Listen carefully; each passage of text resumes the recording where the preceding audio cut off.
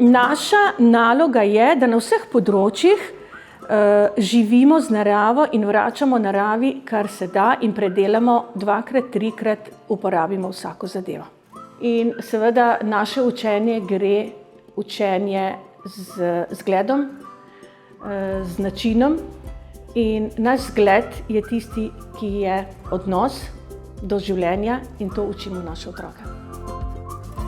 Pri oblikovanju PAN Bokvarne smo razmišljali o kompetencah za trajnostni razvoj. Ves čas nekako je bila pred mano misel, ali pa bomo rekla pred nami, spodbujati pismenost otrok, spodbujati ljubezen do knjig, seznanjati starše in otroke in vse zaposlene z vrednostjo naše kulturne dediščine in prenašanje tega, kar je bilo, v današnji čas v drugačni obliki. Pri kompetenci poosebljanju vrednot promoviramo naravo in čim več kakovostnega izobraževanja za naravo. Cilj je bil tudi, da z lastnim zgledom in lastno iniciativo naredimo en premik v spremembi naših življenjskih navad, v spremembi vrednot in stališč.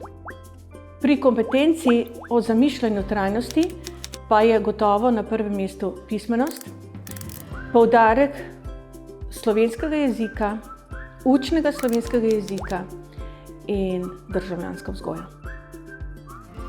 Naši otroci so bili že od prvih začetkov, se pravi, ko je ta stari PAN prišel v vrtec, so bili navdušeni, radovedni, kaj bo sledilo.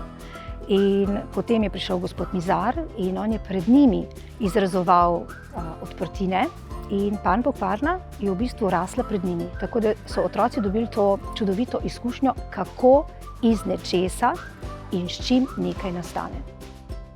Saj tako je, ne? Če mi hranimo kokoške, bodo oni tudi, ne? Ali pa če mi šivamo, bodo oni se naučili tudi šivati.